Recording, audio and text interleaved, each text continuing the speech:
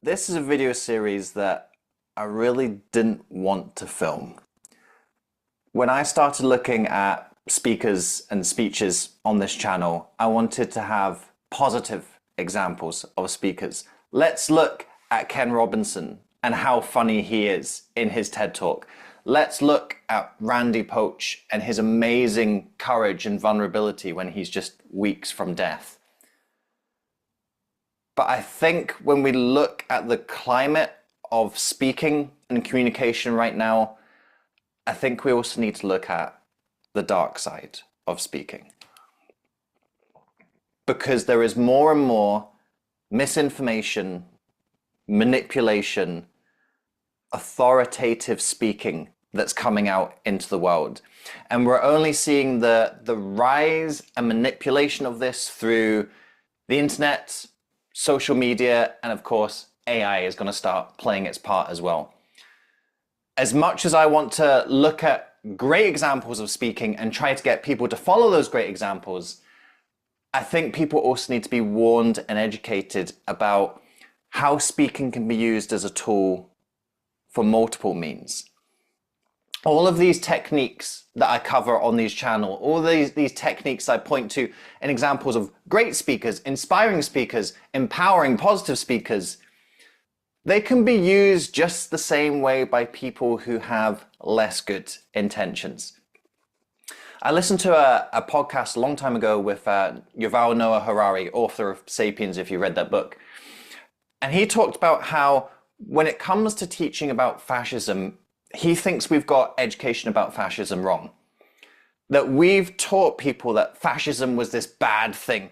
Mussolini, Hitler, or the opposite side of the equation, Stalin, Mao. These were all horrible, evil people and we shouldn't be like them. But what we fail to educate people on is why fascism is attractive. Because people don't buy into fascism because they go, ha ha ha, ma, he's evil and I'm evil too. No, people buy into fascism because it promises them things. It promises them a solution to their problems. It promises them a path to their aspirations. And I think we've got to understand that in this world that we live in nowadays. So it's with reluctance and at times a little bit of disgust that I'm going to be looking at the dark side of speaking. The dictators, the cult leaders, the con artists, the grifters, looking at how do people use these public speaking skills to manipulate you? How do they use these public speaking skills to paint a false vision for you? How do they use these public speaking skills to influence you, but not to a path that improves your life, but a path that improves their life? We are starting today with the archetype of the dark side of speaking. If there's one person we can really point to in at least modern history, if not history entirely, as here is someone who is pure evil, we're probably looking at Hitler. And you know what's funny is I looked through trying to find some sample material to look at for this. I've got a few stock speech images, and see when you go to the comments, you still find Hitler apologists saying, oh, actually, when you translate his speeches, it's actually quite uplifting and empowering, and a lot of his hateful rhetoric is overblown and it's propaganda. So even for someone who I think most of us can agree on is the embodiment of evil and the dark side of speaking, there are still people today who buy into his message. And that's, of course, not counting the people at that time who bought into his message. Why did they buy into him? If we understand why people buy into someone like Hitler, then we can understand better how do we prevent people like him having more of an influence into today's society. Because history, unfortunately, repeats itself. It is repeating itself now. How do we stop it? In terms of how I'm analyzing Hitler's speaking today, I'm not going to be looking at things from a content point of view. I'm not fluent in German. I don't understand what Hitler's saying. I know there's translations available online. I know you can use translation tools on the videos themselves nowadays. And to be honest, I don't want to know what Hitler's saying, and I certainly don't want to be platforming some of the stuff that he's saying. So I think it's quite good that we're keeping it in a language that a lot of the world don't understand. So because of that, I'm going to be focusing mainly just on his aspects of delivery, because there were certainly aspects of his delivery that enraptured audiences, that made the audience buy into him. And I think there's this caricature and avatar of the type of speaker that Hitler was. And I think to a certain extent this is true, and we're going to look at that in this video today. But I also think there's some other aspects of his speaking that maybe aren't talked about so much. Certainly, actually, the type of language that he was using and the type of rhetorical devices that he was using definitely were designed to manipulate and pull people's heartstrings. But there are also aspects of his delivery that are doing that as well. And that's what I'm going to focus on in today's video.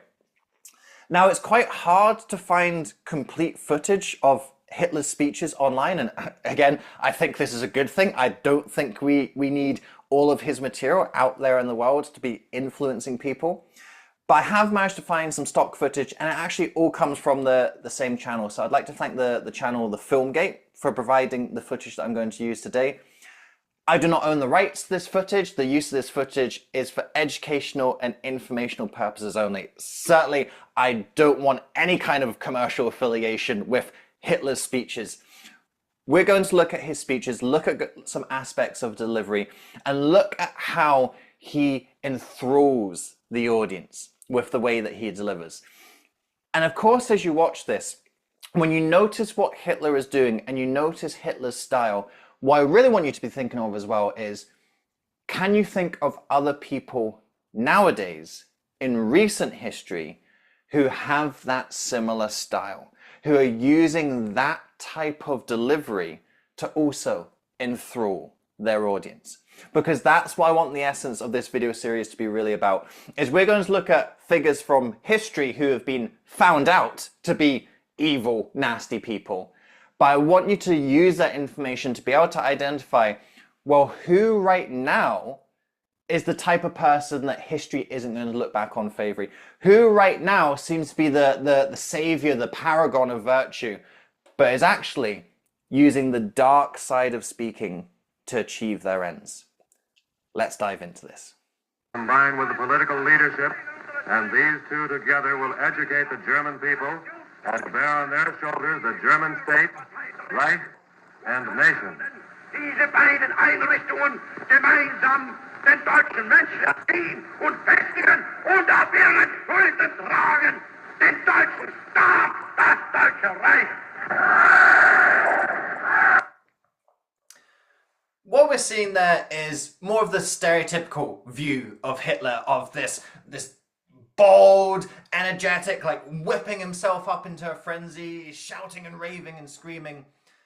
And this is certainly a stereotype for a reason, because this was one of the skills that Hitler utilized. And it was one of the things that he did that made him stand out. We're looking at a speech here from, it's a party congress in 1934. And you'll know if you've watched my US presidential speech analysis series, for example. For so many presidents, I banged on about the fact that there was no body language, no energy when they were standing up at the podium. With the exception of maybe JFK in the 60s, you're really having to wait until about the 90s with Clinton and then Obama and then Trump before you're starting to see body language, energy coming into speeches. Hitler's doing this in the 1930s. He's decades ahead of the game in terms of what most political leaders look like when they're standing up to deliver. They don't have this energy, they don't have this intensity. And that was how Hitler made himself stand out. By putting in that energy and intensity, it looks like he's speaking with passion. And when you're speaking with passion, it looks like you care about what you're speaking about and you care about who you're speaking to. So absolutely, this was one of the hallmarks of what made Hitler able to do what he was able to do, but it's certainly not the only hallmark. And I think it's easy to get lulled into a narrow perception of who Hitler was and what he was doing in his speeches, thinking that that clip that we saw there is how he did all of his speeches all of the time. It's not. So although this was something he was able to tap into effectively in order to rouse the audience, in order to capture their attention, it's not the only thing that he does. Let's look at a couple more examples of how he is varying up and utilizing different skills in his delivery in order to capture that audience attention. Keine Zweifel darüber gelassen, dass es keinen deutschgeborenen Österreicher von nationalem Anstand und Ehrgefühl gibt, der nicht im tiefsten Herzen den Zusammenschluss mit dem deutschen Volk herbeisehnen und anstreben wird, schlug ihm in diesem Sinne einen Weg vor, der zu einer allmählichen inneren Entspannung und in Folge davon zu einer langsamen Aussöhnung, nicht nur zwischen den Menschen in Österreich selbst, sondern auch zwischen den beiden deutschen Staaten führen könnte. Ich machte aber Herrn Schuschnigg darauf aufmerksam, dass es der letzte Versuch sein würde, der von meiner Seite aus in Betracht käme, und dass ich entschlossen sei, im Falle des Misslingens dieses Versuches die Rechte des deutschen Volkes in meiner Heimat mit jenen Mitteln wahrzunehmen, die auf dieser Erde seit jeher immer dann allein noch übrig geblieben sind, wenn sich die menschliche Einsicht dem Gebot der normalen Gerechtigkeit verschließt.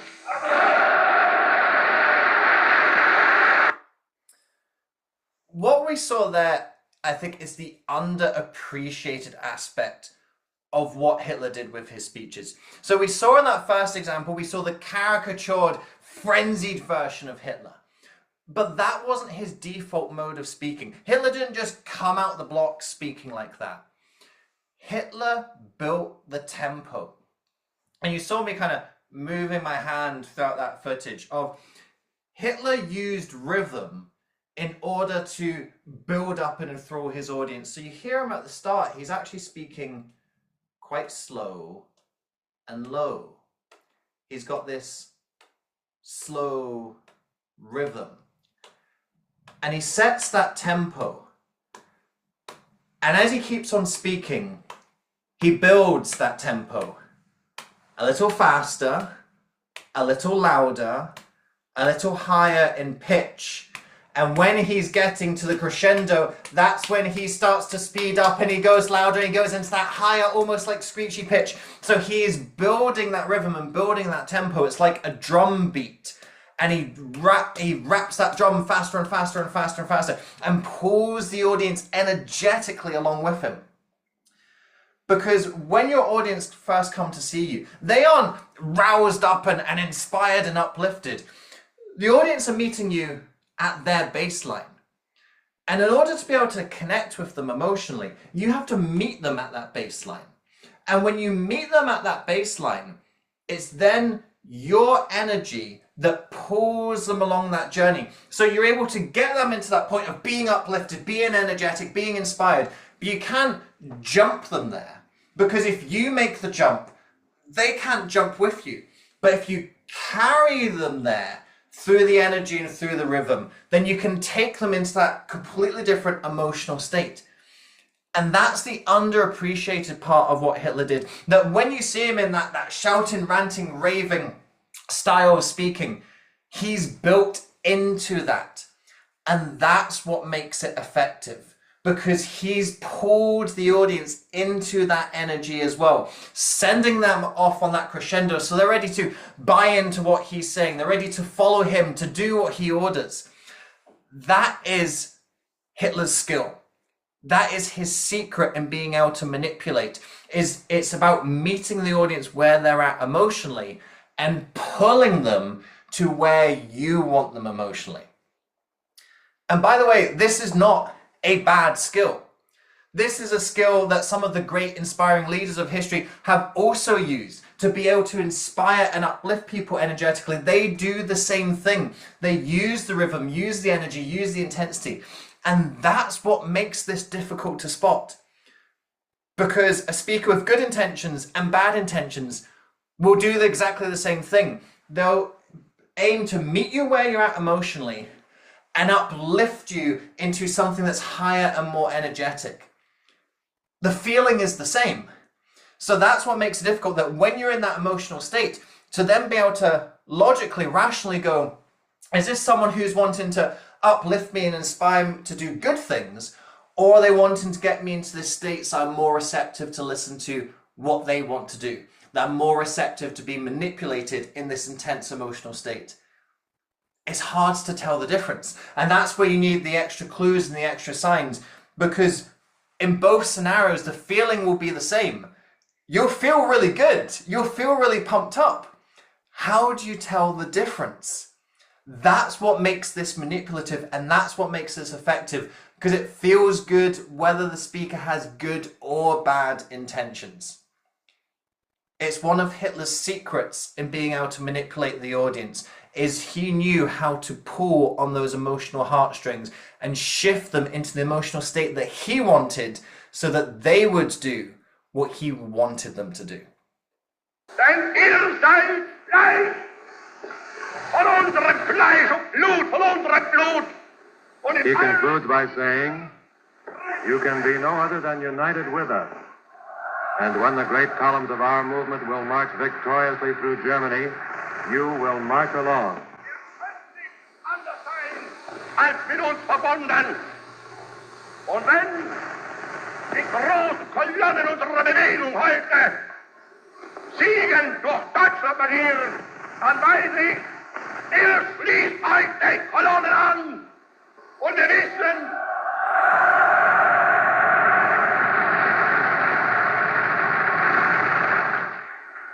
vor uns liegt Deutschland.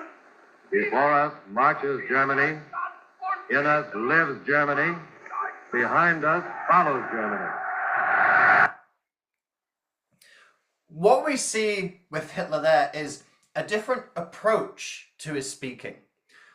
What we've seen in those first two examples, we saw two political style speeches. We saw one at the party congress, we saw one in the Reichstag, and that was a bit more of the traditional notes on a podium, speaking from the podium style of all public speaking in that era. What we see here is something different. You see how far away Hitler is from the microphone. It's almost at the point where it's not actually going to catch his voice at all. He's away from the microphone, away from the podium, no notes at all. And he's got this kind of rooted, anchored stance.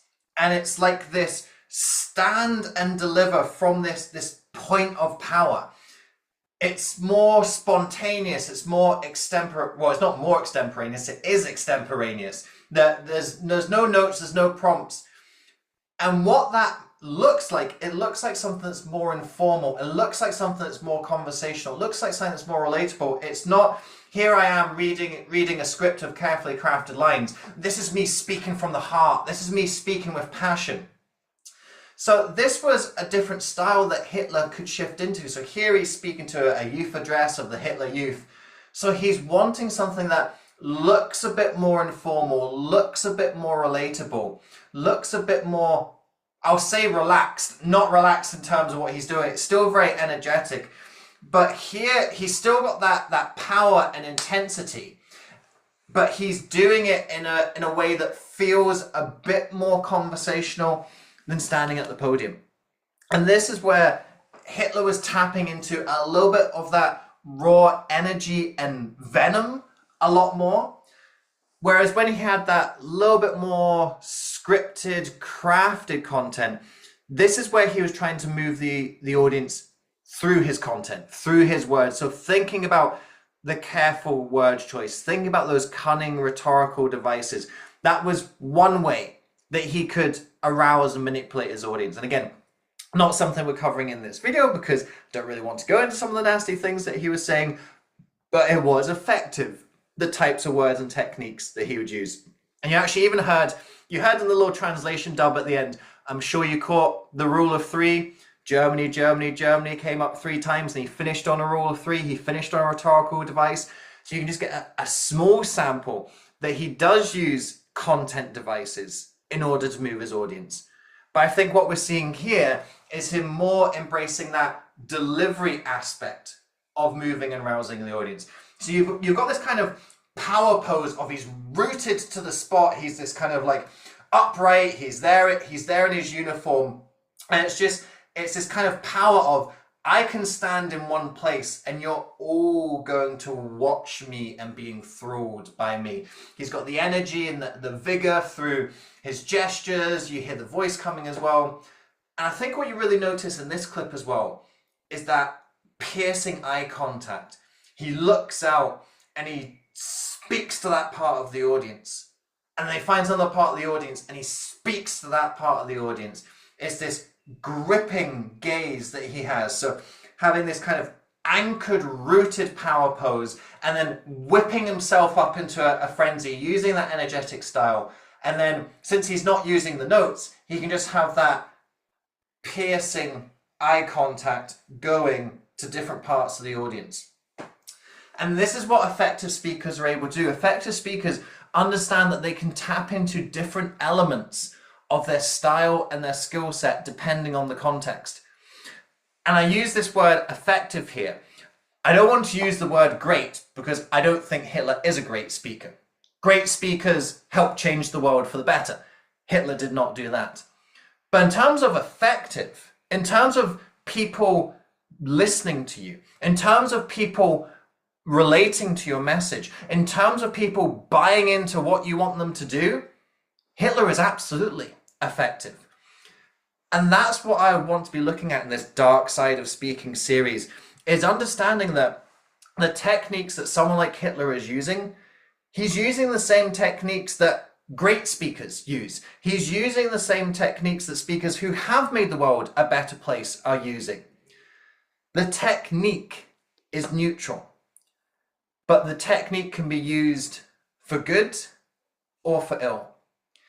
And that's the danger with the dark side of speaking, is that when we're watching someone, you've got to discern, is this someone who is uplifting me and taking me on an emotional journey for my benefit or for theirs? Is this someone who is speaking in this informal, relatable way, someone who I can relate to, someone who does understand my struggles, or someone who just wants me to think they understand and relate to my struggles? Is this someone who speaks with energy and passion because they care about me or because they care about themselves?